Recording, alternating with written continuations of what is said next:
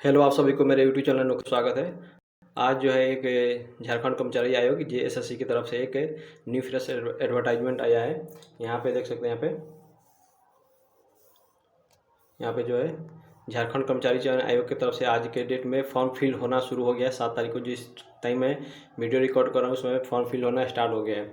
और यहाँ पे झारखंड जो एसएससी है वो कैची का किस पोस्ट के लिए लाया है, तो यहाँ पे देख सकते हैं। यहाँ पे झारखंड सहायक कारापाल प्रतियोगी परीक्षा 2025 के नाम से एक लाए, मतलब जिसको असिस्टेंट जेलर बोलते हैं और सहायक कारापाल या फिर सहायक जेलर बोलते हैं, उस पोस्ट का है जो वैकेंसी आया है। तो इस जो एडवर्टाइजमेंट हो यहाँ पे देख रहे हैं 59 यानी 59 पेज का ये जो आपका एडवर्टाइजमेंट निकला हुआ है। तो इसको मैं स्टेप बाय स्टेप जो मैं इसको आपको क्या क्या इसका योग्यता है चाहिए, इसमें कौन कौन सा परीक्षा होगा, कौन कौन सा कितने नंबर का आपका मेरिट बनेगा, कितने नंबर पे कौन कौन सा परीक्षा पास करना होगा। और आगे जो है यहाँ देखिए सबका यहाँ पे विवरण दिया हुआ है।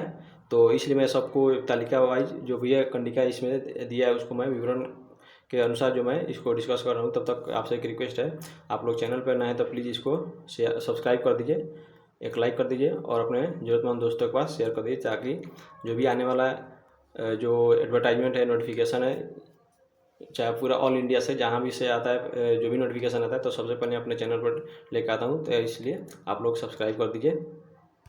यहाँ देखिए परीक्षा शुल्क जो है, यहाँ पे परीक्षा शुल्क आपका 100 रुपया रहने वाला है जो यूआर के लिए। और जो वहाँ पे झारखंड राज्य के जो आप है SC ST है उनके लिए सिर्फ 50 रुपया लगेगा। और यहाँ पे जो है आपका रिक्तियों का जो है यहाँ पे विवरण दिया हुआ है। यहाँ पे जिसमें आरक्षित कोटि है और कुल आपका कितना है, कौन सी कैटेगरी में। तो यहाँ पे देखें ऑन रिजर्व जो है, जिसको आरक्षित बोल रहे हैं, इसमें 17 पोस्ट है। उसके बाद महिला के लिए एक है, रिजर्व है। और यहाँ इस पोस्ट में कहने का मतलब है जो डिसेबल है, जो दिव्यांग है, इनके लिए ये पोस्ट नहीं है। फिर उसके बाद यहाँ पे देखिएगा अनुसूचित जनजाति के लिए यहाँ पे 11 पोस्ट है और महिला के लिए 1 पोस्ट है।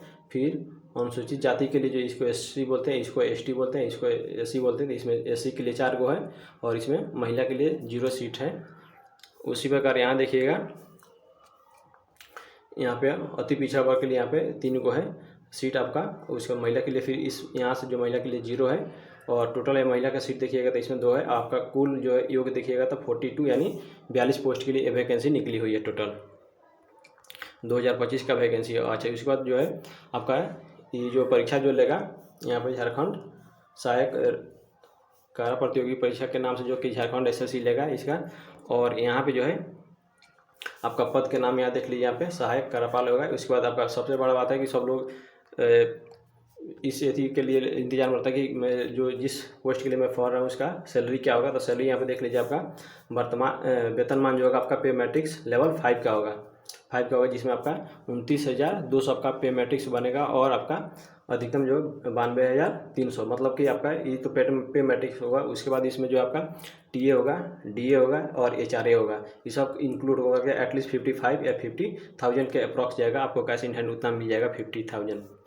और यहाँ पे ऐसे भी मतलब जॉब भी बहुत बढ़िया है।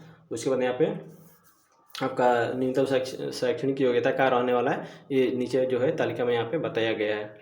सबसे पहले इस एग्ज़ाम का इस प्रतियोगी का जो खासियत है कि सबसे पहले इसमें PT एग्ज़ाम होगा। फिर उसके PT मतलब फिजिकल टेस्ट होगा, ये जिसको शारीरिक दक्षता बोलते हैं। फिर उसके बाद आपका प्रारंभिक परीक्षा होगा। उसके बाद लिखित में आपका प्रारंभिक परीक्षा होगा और मुख्य परीक्षा होगा।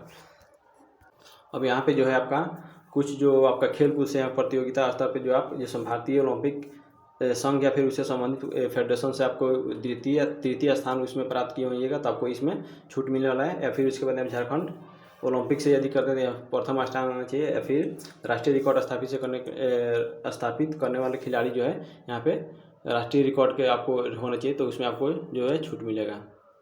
यहाँ देख लीजिए, आपको खेल कूद से जो भी बोले थे आपको छूट मिलने के बाद यहाँ पे सीधे इस पद पे क्या की होगा, आपको निर्धारित नियुक्ति मिलेगी। ठीक है, इसमें आपको परीक्षा पास होने की जरूरत नहीं है। आपको उस पद से आपको खेल विभाग में आप इतना मतलब जो श्रेणी में आप उत्तीर्ण रहिएगा, आपको मेडिकल लाई होइएगा तो उसमें आपको डायरेक्ट सीधी नियुक्ति होगी। अब यहाँ पे जो है कि शारीरिक माप जो है आपको क्या क्या होगा, यहाँ पर शारीरिक माप जो है क्या क्या बोलना है। तो सहायक पद के लिए यहाँ पे देख लीजिए आरक्षित या फिर अत्यंत पिछड़ा वर्ग या पिछड़ा वर्ग के लिए यहाँ पे जो न्यूनतम आपका हाइट ऊंचाई होने वाला है 160 सेंटीमीटर रहने वाला है। इसका यहाँ पे सीना पे जो होगा फुला करके यहाँ पे देखिएगा 81 सेंटीमीटर होना चाहिए। उसको अनुसूचित जाति एवं जनजाति SC ST के लिए यहाँ पे 155 हाइट चाहिए। उसके बाद 179 सेंटीमीटर चाहिए। उसको महिला के लिए आपका ऊंचाई जो है आपका 148 148 है। इसमें जो सीना जो इसमें लागू नहीं होगा, यहाँ पे मतलब इनका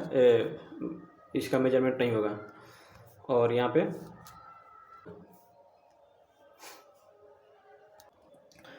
यहाँ देख लीजिए आयु सीमा क्या रहने वाला है। आयु सीमा जो है तो न्यूनतम आपका 21 वर्ष रहने वाला है और अधिकतम जो है उम्र सीमा यहाँ पे कैटेगरी के अनुसार जिसमें आरक्षित वर्ग के लिए 35 वर्ष रहेगा ई वर्ग के लिए। फिर अत्यंत पिछड़ा जो भी अनारक्षित में जो अन्य राज्य झारखंड राज्य के बाहर के होंगे सब अन्य अनारक्षित में आएंगे, ई वर्ग में आएंगे तो उनके लिए 35 ईयर्स अधिकतम हो चाहिए और न्यूनतम 21 चाहिए। उसके बाद अत्यंत पिछड़ा वर्ग जो झारखंड राज्य के होंगे उनके लिए 37 ईयर्स चाहिए।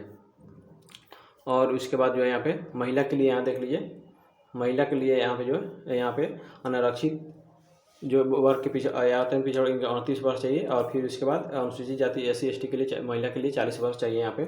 और भूतपूर्व जो सैनिक है उनके लिए यहाँ पे 5 वर्ष की छूट दी जाएगी।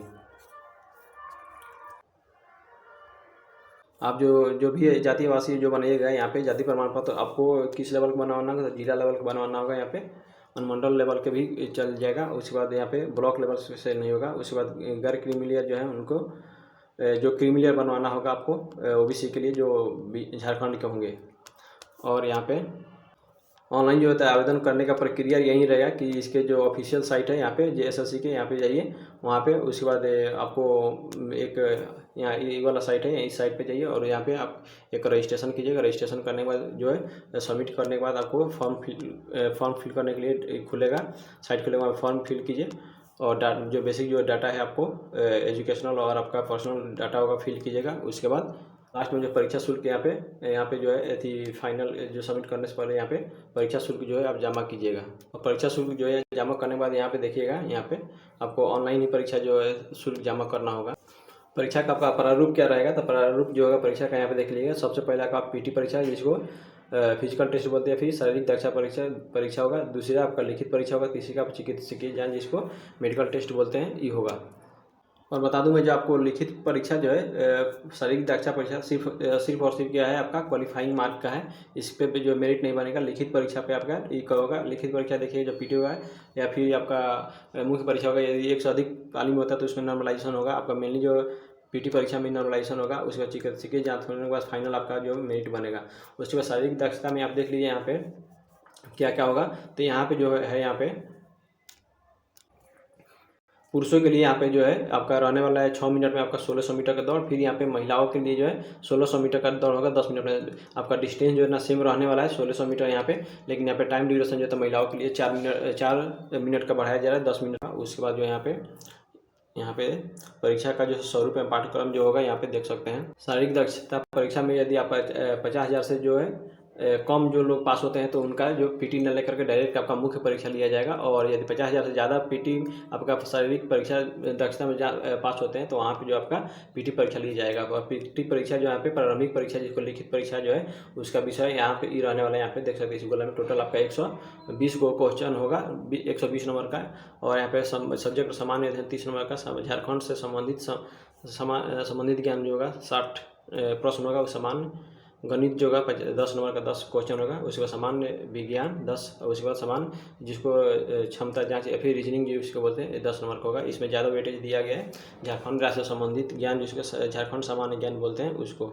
उसके बाद उसी का जो है यहाँ पे विस्तृत यहाँ पे जो है आपका सिलेबस है यहाँ पे देख लीजिएगा। और उसके बाद जो है PT परीक्षा हो जाने के बाद मुख्य परीक्षा होगा। तो मुख्य परीक्षा के जो है यहाँ पे जो आपका मुख्य परीक्षा में 3 गो एग्जाम होगा, 3 गो पेपर होगा। पेपर कौन सा, एक पेपर 1 में भाषा ज्ञान जिसमें 120 नंबर का होगा और दो पेपर होगा, एक हिंदी होगा और एक इंग्लिश होगा। दोनों 60 नंबर का 2 घंटा का होगा। सिर्फ और सिर्फ क्या चीज क्वालिफाइंग है। फिर उसके बाद एक और भाषा ज्ञान है जो कि यहाँ पे जनजातीय जनजातीय भाषा क्षेत्र या फिर एवं क्षेत्रीय भाषा बोला जाए, जिसको 100 नंबर का एग्जाम होगा यहाँ पे। और इसमें भी सौ बहुविकल्पीय यानी MCQ क्वेश्चन होगा, उसमें भी 30% आपको क्वालिफाइंग करना होगा बस। और उसके बाद जो आपका पेपर 3 होगा, पेपर यानी पत्र 3, यानी इसमें जो होगा, इस पर जो आपका मेरिट बनेगा यहाँ पे देख लीजिए। 30 नंबर जो है सामान्य अध्ययन, सामान्य विज्ञान, 20 नंबर, उसके बाद सामान्य गणित आपका 20 नंबर का, मानसिक क्षमता जिसको रीजनिंग बोलते हैं 20 नंबर का, उसके कंप्यूटर ज्ञान भी, कंप्यूटर का भी क्वेश्चन रहेगा, इसको ध्यान रखिएगा 20 नंबर का। उसके झारखंड राज्य से संबंधित ज्ञान जो होगा आपका 40 नंबर का होने वाला है। इस प्रकार से आपका पूरा एग्जाम का पैटर्न यही इतना ही था। उसके बाद मुख्य परीक्षा के अलग अलग जो भाषा है उसका विस्तृत यहाँ पे जो है आपका सिलेबस दिया है।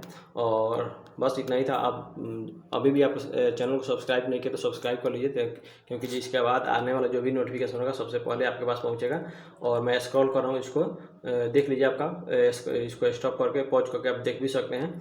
और इसमें ज़्यादा कुछ नहीं है कि आपको कैसे फॉर्म जो है अप्लाई करने के बाद ऑफिशियल वेबसाइट विजिट करना है, फिर आपको जो भी एग्ज़ाम दिएगा उसका आपका एडमिट कार्ड होगा, उसको अभी रखिए जब तक आपका फाइनल जो होता है, जो आपका एग्ज़ाम जब तक फाइनल नहीं होता है, आपका जो वैकेंसी जब तक कंप्लीट नहीं होता तब तक रखे रहना होगा। उसके बाद यहाँ पे जो आपका एक फॉर्म दिया हुआ है, किस फॉर्मेट में आपको बनाना होगा, जिसमें जातीय आवासीय, वही जो है अलग अलग इसका फॉर्मेट दिया हुआ है, इसी फॉर्मेट में आपको बनवाना होगा। थैंक यू, धन्यवाद।